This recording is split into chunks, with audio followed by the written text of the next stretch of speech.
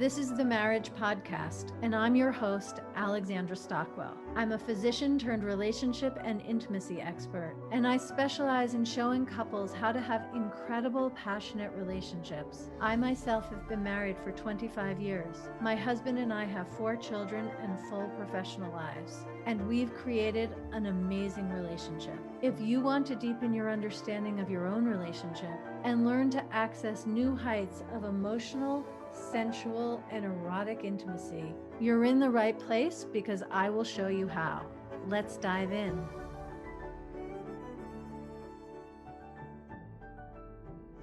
Hey everyone, this is Alexandra. And in this episode of the Marriage Podcast, you are in for a treat. Jen and Ray Stoney have agreed to come and share the really fantastic relationship they have, and I'm going to ask some questions so you can hear a little bit of context that it was definitely not always that way. But before we get into that, let me tell you, Jen is a really good friend of mine. I have interviewed her before on my What Should I Do podcast that I have with my daughter. So I know that she is a fantastic interview guest. She's a relationship, actually, maybe you describe yourself. What do you call yourself, Jen, in your professional realm? I feel so connected, but I don't actually remember the proper description.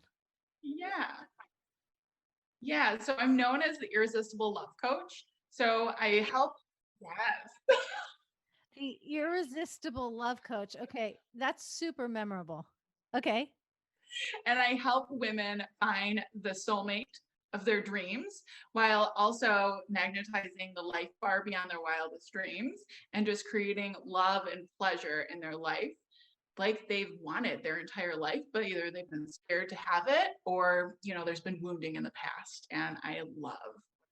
Okay, and you are just the best ambassador for your work because you live with so much irresistibility and juiciness, like whether you're posting on social media or in a conversation. That's just so wonderful. And Ray, your claim to fame in this moment is being Jen's husband. Anything else that you want to say about yourself personally or professionally? Oh, sure. Yes, I'm not as irresistible,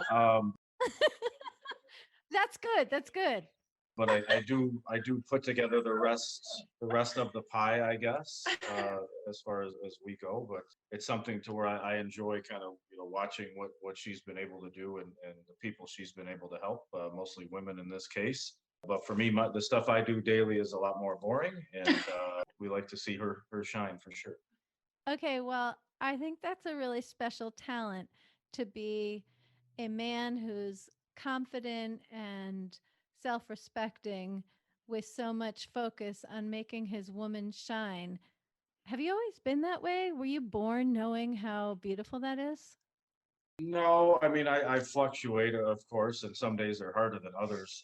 But it's something to where there's been things in the past where I've tried to kind of make some things work on my end, and sometimes they don't work out. So when she has something she wants to do, I want to see her at least give it her best shot at it, because I don't want anyone telling me I can't do something. So I don't want to tell her she can't do anything either. Not that I would be that way anyways. I don't know. I'm slowly getting better at it, I guess, to answer your question. That's amazing. I think it's such an important goal, and it's not really about getting it right. It's about trying to support your spouse ever more successfully. So, Jen, how did you come to be the Irresistible Love Coach? You have had an incredible biography. So, what are some of the things that you want to share that led you to be doing this work? And I'm really excited. I'm going to have you back for a much longer interview. So, keep that in mind as you give maybe more of the broad overview in your story. Yeah. So to do a really quick overview, I had a fun-filled past filled with alcoholism, being raped twice, sexual trauma of several accounts, and almost went to jail a few times. And so I met Ray 3 weeks before I got sober. And, Is that a coincidence? I swore men off, and he was actually supposed to be introduced to my sister or my cousin. We hit it off so well. He sent me a message on MySpace. and told me he sent me his cell phone number and he goes, "You can text me too. I just got that." And Back in the day with MySpace. Okay. yes, so we just went from there. And I swore off men before I met him. Like I said, he was supposed to meet my sister or cousin. So it was really cool. It was really beautiful. But I knew when I met him, I was like, if he sees me drunk, he's gonna leave me because I'm a mess. So I came to him and asked him and said, I was bawling my eyes out and said, it's not just court that's making it that I can't drink. Like I have a problem. I'm an alcoholic and I can't drink. And he's like, "That's all?" He's like, "I know a lot of people who shouldn't drink. And I think that's wonderful. Would it help if I stopped drinking too?" And I was like, "Are you nuts? You're a normal person. Why would you give that up?" And he was like, he didn't see a big deal in it and how supportive it was. But that's when we started our journey of dating, and it was early recovery for me. So that was fun. But that's kind of what started where my journey began and the healing began. And after we got married, our first year of marriage was pretty tough. Ray had an affair, and I was also a big part of that. Really, through the separation, we were separated for 2 years. That's really where this work came from, is me hitting a rock bottom in my recovery and being able to help women heal and find their soulmates and have amazing lives. And it was all because of the infidelity. The infidelity was the greatest gift of our marriage. I've heard you tell this story and I have so many questions. What's it like for you, Ray, to hear Jen talk about infidelity and the gift it was, obviously not in the moment, but in terms of the influence and the inspiration?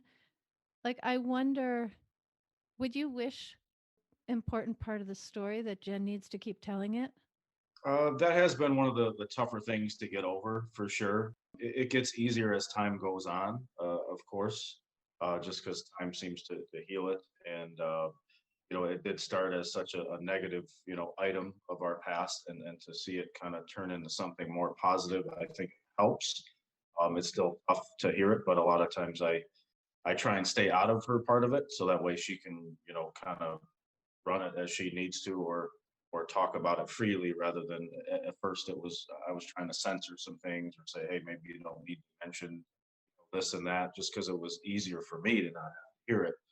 And then eventually I just said, hey, if that's what you have to use to help people, it is in the past, and it's something that we're all trying to learn from it.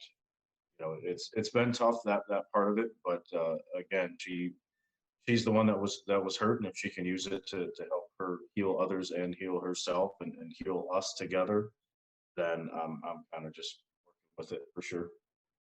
Ray, I want to say, I feel like I want to speak on behalf of hundreds and hundreds, maybe already, but if not yet, eventually, thousands of women and their partners and their children. I want to thank you for the way that you're finding your yes to Jen telling her story, because it has such an impact. And because you're more behind the scenes and oriented towards Jen sharing, I don't know if you know, like, I don't mean to get emotional on my podcast here, but I just have immense gratitude at the like indirect generosity that you have and the impact that you're having, because it takes a certain kind of like human elegance to have an impact and a massive ripple effect without being able to actually perceive it. But you're just having it. And so I want to be the one to thank you. I don't know if other people have, but I am. And I want to transition, because one question that I ask all of the guests on my podcast is, I believe that being in relationship is the most amazing context for individual growth. And so I'm wondering, what have you learned about yourself as a result of being married to Jen? And then I'll ask you, Jen, about being married to Ray. I guess what I've learned is that, just based on a lot of relationships that I have kind of been closer to is a lot more like oriented towards like the male side of it, where man goes to work, man comes home, dinner on table, stuff from the past. I've had to. Modern caveman talk. Yes, I made sure to describe it as such also, but it's something to where I'm the toughest thing is kind of trying to make it equal rather than just saying that we're equals, and things like that. So to kind of let her do her thing now and let her shine and just kind of I'm not behind the scenes. I kind of still have to do things every day. The toughest part is the kids being involved and us trying to both, grow two different things that we have going on. But I learn new things every day, and especially with some different quarantines and things, we learned a whole lot more about each other. So it's been challenging, but we're also trying to have a little bit of fun and not strangle each other up. The bad kind of strangling.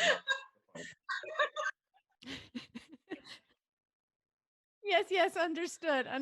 I like What about you, Jen? What would you say you've learned about yourself as a result of being Ray's wife? I have learned that the ability Ray is an amazing, loving man. And that was actually one of the things that was really tough for me, was to fully let him in. And so I had all these walls up because I was determined that if he were to see the real me, he would run for the hills, because I hated myself so much for so many years.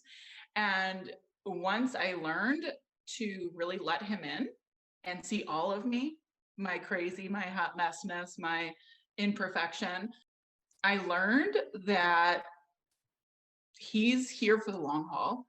He loves all of me. And I am able to change my opinion, my views, politically, religiously. I mean, some big stuff. And he supports me. He honors me. He gives me that space. And that is something that is just so amazing. So me saying like, I'm really bad at communicating with you about kids, about parenting. He's like, yeah, you are.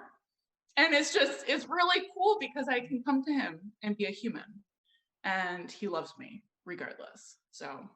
Okay, that's so amazing. And the fact that you learned that through being married is just the most amazing training to be the irresistible love coach. So, for anyone who's listening and wants to learn more and be able to implement what you know in their own lives, tell us what offers you have available for people these days, I guess women specifically, and where people can find you, although we will have all the links in the show notes. And I guess I'll say if anyone wants to talk to Ray, they're going to have to go through you. So listen up to how to find Jen. Yes. Yes. So right now I do have 2 spots open for one-on-one VIP coaching, which you get 24/7 access to me, and you get weekly Zoom calls and lots more. You get access to all my programs as well, that's included. And then we also have the one-on-one soul magnetism activation session, which is a 1-hour Zoom call. And then there's also my free Facebook group, which is Irresistible You. And there's lots of really juicy trainings in there and teachings and coachings. And it's just a beautiful container with amazing women who are just so supportive and loving and kind. So yes, I would. Yeah, I'm in there and I really love it. So I'm so happy that we already have a plan to continue this conversation. So I really want to thank you both for coming for this interview, and I look forward to talking with you again soon. Thank you. Thanks for having us. Yes, thank you for having us. Thank you for joining me for this episode of the Marriage Podcast. Please rate and review the show on iTunes. It really makes a difference. And if you have a question or a comment, reach out to me via my website at alexandrastockwell.com.